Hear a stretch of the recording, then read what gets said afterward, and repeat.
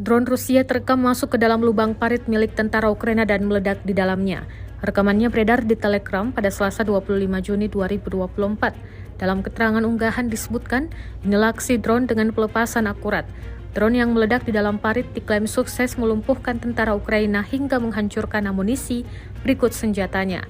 Sayangnya tidak dirincikan lokasi parit yang digempur kali ini, termasuk lokasi hingga total korban jiwa dan luka-luka. Diketahui, Rusia terus mempelajari cara untuk mengantisipasi serangan drone dari musuh bebuyutannya, Ukraina. Hasilnya, Rusia menciptakan sejumlah inovasi yang efektif.